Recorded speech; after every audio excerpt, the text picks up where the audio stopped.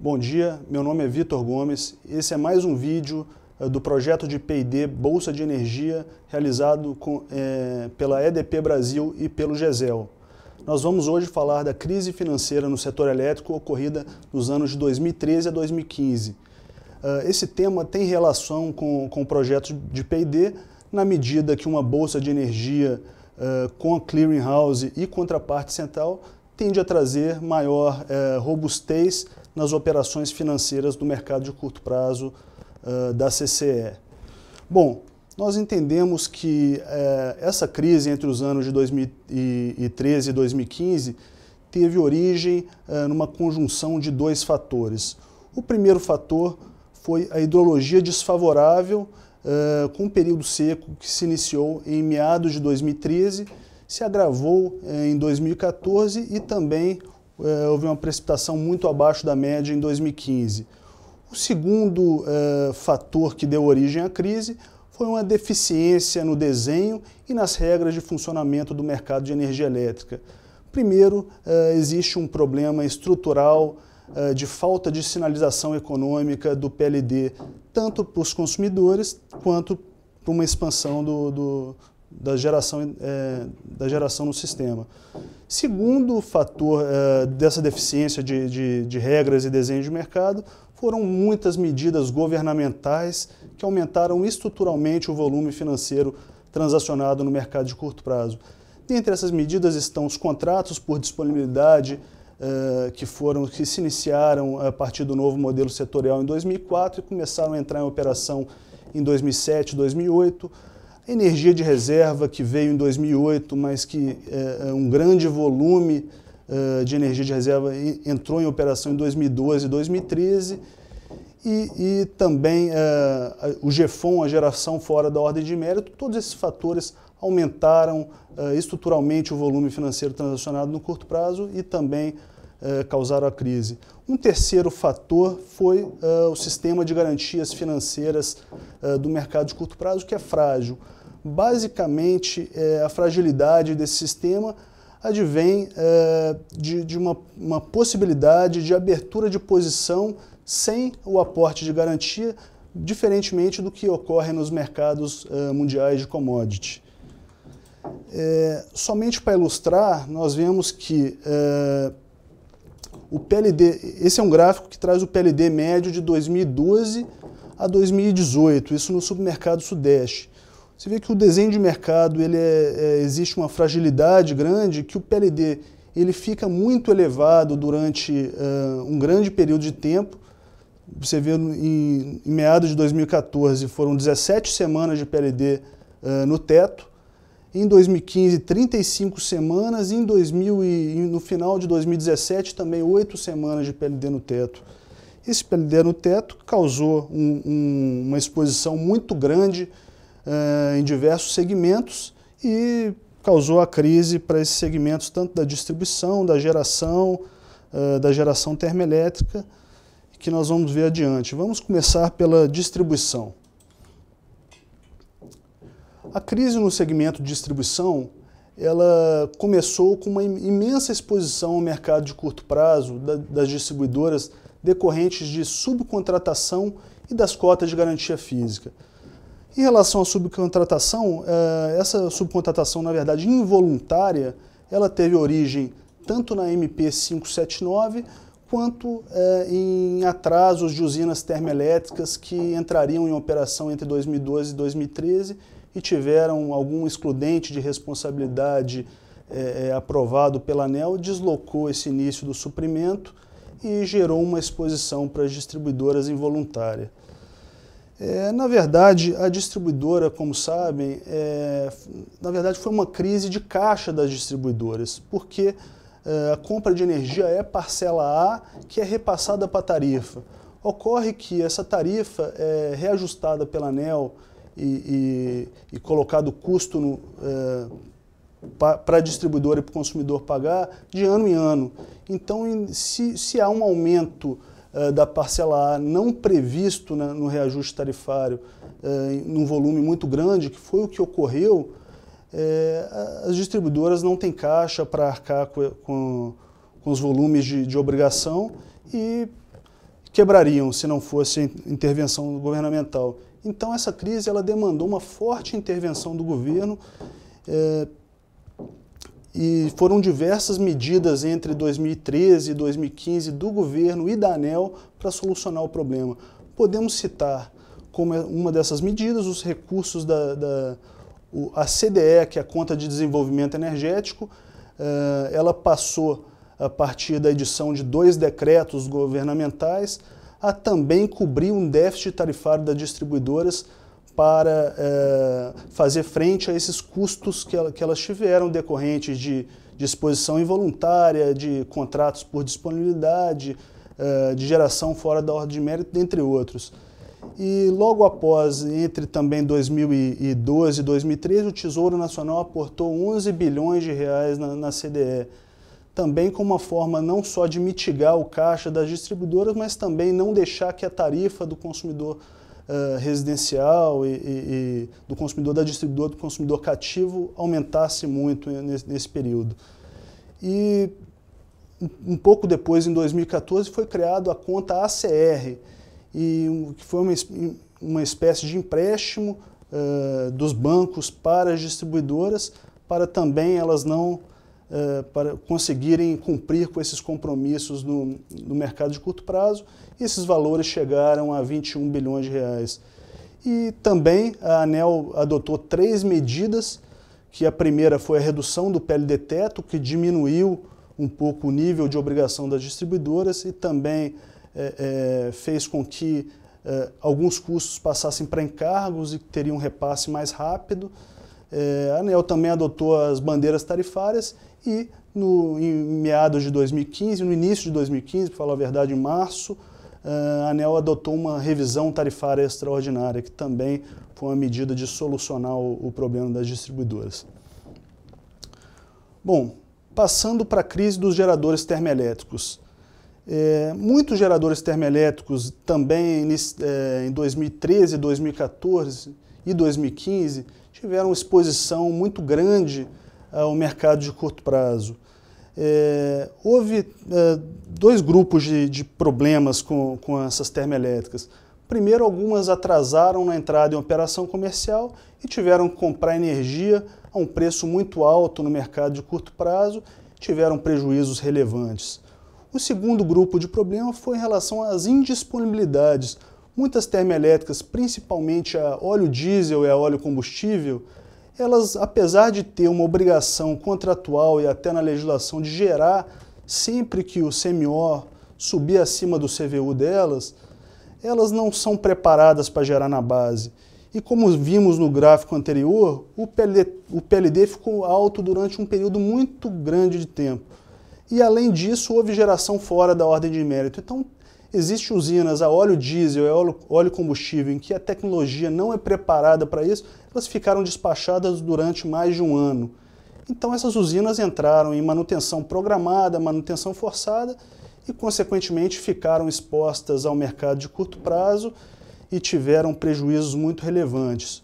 O que salvou essas usinas praticamente da falência foi que existia uma dúvida contratual acerca da obrigação de entrega de energia de algumas usinas, se essa obrigação de entrega ela era num horizonte horário ou num horizonte maior de 60 meses.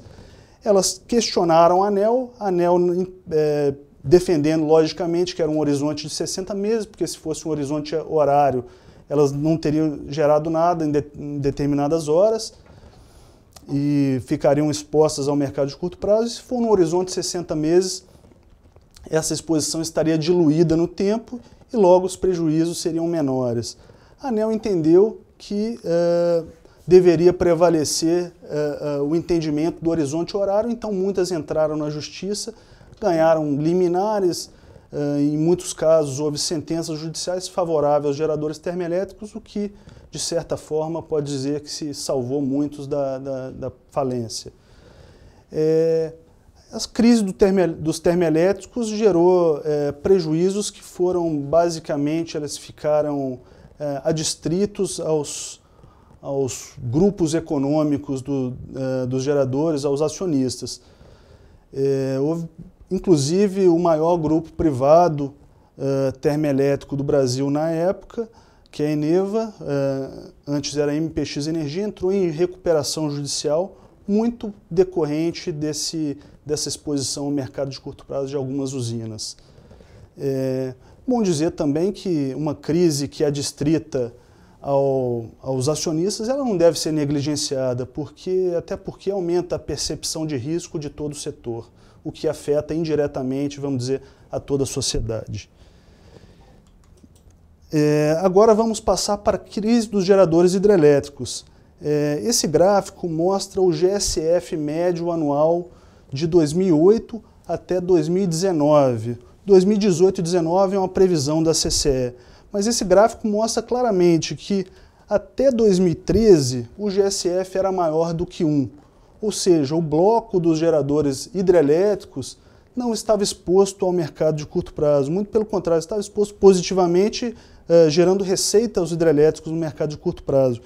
E a partir de 2013, você vê que 2013 já foi um pouco menos de 1, foi 0,99, houve uma exposição baixa, mas em 2014 e 2015 e até hoje a exposição é muito alta desses geradores hidrelétricos. Em 2014 foi 0,9, em 2015 foi para 0,84 e por aí vai. 16 e 17 também foram anos terríveis para esses geradores. Qual que é a consequência disso? Eles ficaram expostos a um volume financeiro bilionário ao mercado de curto prazo e eles entendem, os geradores hidrelétricos defendem que essa exposição ao mercado de curto prazo não foi somente decorrente, vamos dizer, do risco que eles estão dispostos a tomar, que é o risco hidrológico, digo, mas também foi decorrente de políticas governamentais que nós até falamos anteriormente, que aumentaram o nível de exposição desses geradores. Um exemplo dessa política é a geração fora da ordem de mérito, outro é energia de reserva, outro houve volumes grandes de importação de energia durante alguns períodos de crise, e outro foi uma medida governamental de antecipação da garantia física de projetos estruturantes que também fez reduzir o GSF e elevou o volume financeiro do mercado de curto prazo transacionado. Esses geradores, eles levaram a ANEEL, essa preocupação deles, na verdade esse pleito deles, de que o GSF não só contemplava o risco hidrológico, mas outros fatores também, e solicitaram à ANEEL vamos dizer, o expurgo de alguns fatores do GSF. A ANEEL não concordou, fez uma decisão discordando do entendimento dos geradores e eles então entraram na justiça e houve várias fases de ações judiciais. Primeiro, as próprias hidrelétricas conseguiram liminares suspendendo a cobrança do GSF, isso foi um grande contingente de hidrelétricas, quase as hidrelétricas participantes do MRE obtiveram essas liminares. Depois, no momento do cumprimento dessas liminares, a ANEEL e a CCE, elas passaram a conta do não pagamento da liquidação financeira para outros hidrelétricos do MRE, o que fez com que esses outros hidrelétricos eles tivessem que pagar, vamos dizer, a conta inteira do GSF. Logo, eles também não tinham, na verdade, nem capacidade financeira para isso e também entraram na justiça e muitos deles conseguiram também liminares. E depois houve uma fase em que credores do mercado de curto prazo foram à justiça para tentar liminares de prioridade no pagamento do rateio de inadimplência e muitos conseguiram essas liminares. E chegou um momento que a crise foi tão profunda que não existia dinheiro no mercado de curto prazo, ou seja, todos os agentes que depositaram as quantias no mercado de curto prazo, se juntar todo esse dinheiro, não tinha dinheiro para pagar os agentes credores que tinham as liminares de prioridade. Então, a liquidação chegou a ser suspensa. Em paralelo, o governo editou uma medida provisória para tentar resolver o problema completo ou parte do problema, com o conceito da repactuação do risco hidrológico. Essa repactuação ela foi regulada pela ANEEL e foi interessante para uma parte muito grande dos geradores que tinham contratos no ACR. Esses geradores, eles repactuaram o risco hidrológico com a ANEEL, retiraram as ações judiciais, mas essa repactuação não foi interessante para a grande maioria dos geradores do Mercado Livre, do ACL. E eles continuam na justiça até hoje, muitos com liminares que permitem que eles não paguem a liquidação no mercado de curto prazo. Então, o quadro hoje da liquidação no mercado de curto prazo, esse é um valor referente a setembro de 2018, num total de 11,6 bilhões contabilizados, somente 3,8 foram liquidados. E 6,78 bilhões estão relacionados às liminares do GSF no Mercado Livre. Ou seja, existe um problema muito grave de pagamento no mercado de curto prazo. E outra, se somar os 6,78 com os 3,8, ainda falta R$1 bilhão por outros motivos. Então, vemos que tem um problema muito grave de inadimplência no mercado de curto prazo. Quer dizer, não podemos falar em inadimplência quando os devedores têm liminar, mas existe um problema de não pagamento. Bom, a título de conclusão, temos que a crise do setor elétrico gerou prejuízos muito grandes para a sociedade brasileira, como vimos no segmento de distribuição, que no fim das contas o consumidor é quem paga, no segmento de geração termoelétrica e de geração hidrelétrica. E para evitar novas crises financeiras no setor, é necessário aprimorar a sinalização econômica e reduzir estruturalmente o volume financeiro transacionado no mercado de curto prazo.